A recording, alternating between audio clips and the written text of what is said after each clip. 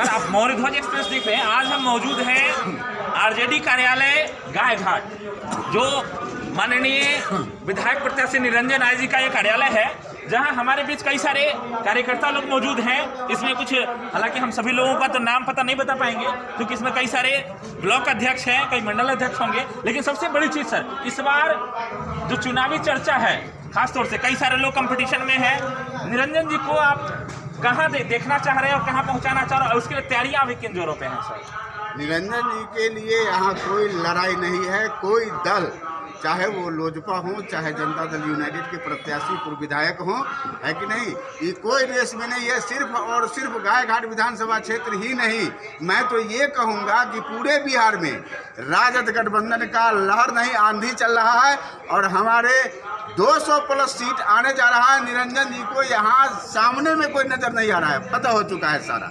हमारे कॉम्बिनेशन में सभी जाति वर्ग विशेष धर्म का मत मिल रहा है, सहयोग मिल रहा है, जन समर्थन मिल रहा है और वो वोट में परिणत होगा जो 10 तारीख को पूरा बिहार देखेगा। वर्तमान विधायक भी सर आरजेडी से ही थे जी, जो जा करके बाद में उधर मिले जी, और उन्होंने जो विकास किया है वो आपके सामने है। विकास यहाँ लोगों ने देखा है। इसमें आपका मुद्दा क्या होगा? उन्होंने जो विकास किया वो या आपका अपना विकास? क्या विकास दिख रहा है आपको? अगर वो विकास करते तो शायद इस जो हालात उनके साथ बना हुआ है वो हालात कभी नहीं होते। उनके पास कोई जन समर्थन नाम की चीज नहीं रह गई है।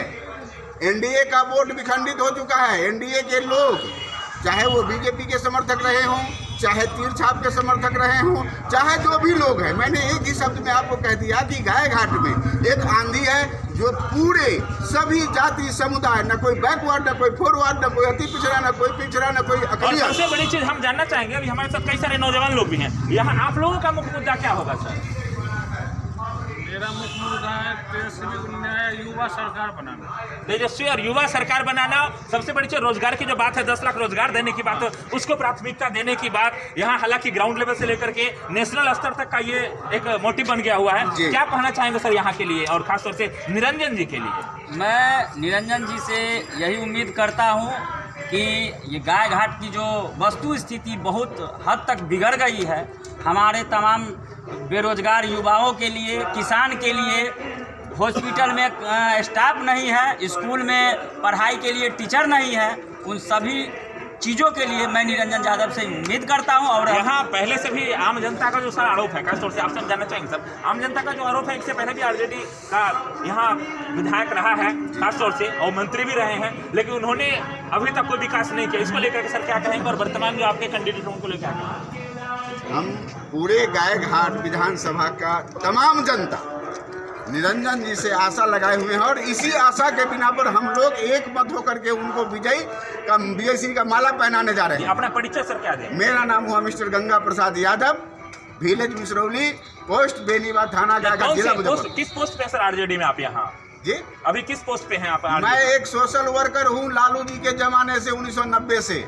मेरा कोई पद नहीं और सबसे बड़ा पद जो वर्कर नेता को पैदा करता है। जी, ये सीधे सीधे ये खासतौर से यहाँ से अभी से नहीं जुड़े, नए नेता नहीं है, ये पुराने नेता है। खासतौर से लालू जी के साथ भी आप रैली में भी आप कहीं रहे होंगे। लेकिन सबसे बड़ा मुद्दा कि गायघाट का विकास यहाँ जो है अब किनके हाथ में जनता सौंपेगी। हालांकि ये आरजेडी समर्थक, हम आरजेडी के कार्यालय में मौजूद है खासतौर से गायघाट विधानसभा क्षेत्र का। लेकिन सबसे बड़ी बात कि यहाँ जो विकास होगा वो जी, यहाँ जो विकास होगा किन आधार पे होगा? हालांकि नौजवानों की जो मांग थी, जो प्राथमिकता से माननीय तेजस्वी यादव जी ने रखा कि हम 10 लाख युवाओं को पहली कलम से उनको नौकरी या रोजगार देने का काम करेंगे, उसी की एवज में सर 19 लाख भी आया है। उसके बारे में क्या कहेंगे नौजवान आप? सबसे पहली बात कि हम लोगों को बदलाव चाहिए। इस बार बिहार में बदलाव की लहर जाग चुकी है। हम युवा चाहते हैं कि 10 लाख युवाओं को जो तेजस्वी यादव वादा किए हैं वो हमें लगता है कि वो करके दिखाएंगे। लेकिन अभी 19 लाख भी आए, उसके बारे में क्या कहेंगे? क्योंकि आप नौजवान, मैं बताता हूँ 19 लाख के बारे में। जिन्होंने 19 लाख का घोषणा किया है हमारे माननीय तेजस्वी जी के घोषणा के बाद, और वो हमारे घोषणा पत्र में है, पक्की बात है। नहीं, पहले लेकिन मैं बताता हूँ, मैं बताता हूँ, जिन्होंने 19 लाख का आवाज दिया है, एजेंडा बनाया है, उन्होंने 2014 के लोकसभा के चुनाव में 2 करोड़ प्रत्येक वर्ष नौकरी देने का वादा किया था, जिसमें 200 भी नहीं मिला। तो उसको मैं क्या समझूं, जुमलेबाज, ये सीधे लोगों का आरोप कि इससे पहले भी उन्होंने वादा किया था जो कहीं से पूरा नहीं किया गया, इस बार भी वैसे ही वादा है। और जो तेजस्वी जी ने वादा किया है वो 100% खड़े उतर के दिखाएंगे, ऐसा स्थानीय जो भी कार्यालय मौजूद है और जो खासतौर से आरजेडी समर्थक है और जो नौजवान है खासतौर से हमारे साथ, ये सीधे सीधे कह रहे हैं कि नहीं, इस बार अगर तेजस्वी की सरकार बनती है, सर क्या कहना चाहेंगे? अध्यक्ष जी आइए, हमारे अध्यक्ष जी आ गए, क्या कहना चाहेंगे खासतौर से निरंजन राय जी को लेकर के? यहाँ निरंजन राय का सभी बचा हुआ है, इसलिए निरंजन राय का अभी तक कहूँ से एक मिसिया कहूँ से शिकायत नहीं है जी। ये सीधे सीधे कि कोई आरोप अभी तक इनके ऊपर नहीं लगा है। हमारे साथ अभी सर मौजूद है, सुनील सर मौजूद है, जो खासतौर से यहाँ कार्यालय के कर्ता धर्ता भी हैं और प्रखंड अध्यक्ष है हमारे बीच में, सबसे बड़ा पद है खासतौर से प्रखंड अध्यक्ष में जो यहाँ। और गायघाट विधानसभा का गायघाट ये चौक है जहाँ ऑफिस भी है। तो सर यहाँ जो तैयारियां हैं सब किन जोरों पे चल रही है और इस बार मेन मुद्दे क्या लेकर के लोगों के बीच में सजा रहे हैं? देखिए, यहाँ तो कोई यहाँ जो है ना कोई लड़ाई ही नहीं। हम लोगों ने पूर्व विधायक महेश्वर यादव को भी देखा है, उसके बाद कोमल सिंह की माँ है बीना देवी, उसको हम लोगों ने भी देखा। उससे हम लोगों को यही लगता है जो आवाम में जो नीतीश पर जो गुस्सा है, जैसे अब मान लीजिए किसान की समस्या, बिजली की समस्या, सड़क की समस्या, शिक्षा को चौपट कर दिया। इसके अथी में नीतीश कुमार पे लोगों को काफ़ी गुस्सा है, इसलिए हम लोग जहां भी जा रहे हैं अपने नेता भाई निरंजन यादव के समर्थन में सब लोगों का यही कहना है कि चुपचाप ललटेन छाप भाई गायघाट से निरंजन और बिहार के मुख्यमंत्री चुपचाप लालटेन छाप एक नया भाषण था अभी और एक नया स्लोगन निकाला गया था माननीय तेजस्वी यादव जी की तरफ से, जिसको लेकर के काफी चर्चाएं भी है इसको लेकर के। और चुपचाप लालटेन छाप कई सारे बैनर पे भी दिख रहा है। लेकिन खासतौर से हमारे बीच में जो और भी कई सारे लोग हैं जिनसे बात करेंगे कि सर मुद्दा यहाँ जो भी है, हालांकि इससे पहले आरजेडी से विधायक जरूर रहे महेश्वर यादव जी, लेकिन अब पाला बदल ली, इसको लेकर के सर क्या कहेंगे?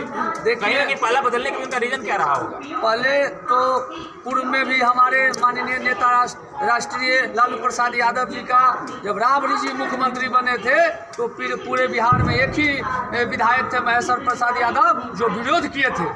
उनको ललसा लगा रह गया कि लालू यादव के कैबिनेट में मैं मंत्री नहीं बना। मैं आपको कहना चाहता हूं कि किसी भी सरकार में मंत्री वही बनता है जो विश्वास पात्र लोग होते हैं। सही बात। इस बार एक सवाल और जानना चाहेंगे कि यहाँ अभी कोमल सिंह भी काफी दौर में है, उसको सर कहाँ आकर है और क्या कहना चाहेंगे? देखिए, यहाँ कोई लड़ाई भी नहीं है, मैं बता रहा हूँ आपको। 20 से 25 हजार कोमल सिंह, 20 से 25 हजार महेश्वर यादव और 75 से 80 हजार वोट हमारे निरंजन यादव को। यहाँ कोई लड़ाई नहीं है, हमारा जीत फाइनल। सीधे सीधे आप नॉर्थ ध्वज एक्सप्रेस की रिपोर्ट देख रहे हैं, तो हम खासतौर से आपको बता रहे हैं कि यहाँ लड़ाई कहीं भी नहीं मान रहे हैं कि हम सीधे सीधे इस बार, चूंकि तेजस्वी जी का जो वादा है खासतौर से नौजवानों को लेकर के, हमारे बीच नौजवान भी है, उनका एक ही एम है कि हमें कहीं से भी रोजगार उपलब्ध कराया जाए। और ये जो रोजगार है अभी तक जो सरकार हमने देखा है, या जो सेंट्रल की सरकार है, एनडीए गठबंधन है जिसमें नीतीश कुमार जी हैं और भी कई सारे लोग हैं, जो अभी तक सिर्फ जो भी वादे किए सब जुमला रह गया। इस बार जो वादे किए गए खासतौर से तेजस्वी यादव की तरफ से, इसमें हम लोगों को रोजगार मिलने की 100% संभावनाएं दिख रही है, जिसको लेकर के नौजवान अगर कहीं भी है तो वो चुपचाप लालटेन छाप वाली जो नीति है उसको लेकर के चल रही है। देखते रहिए नॉर्थ ध्वज एक्सप्रेस।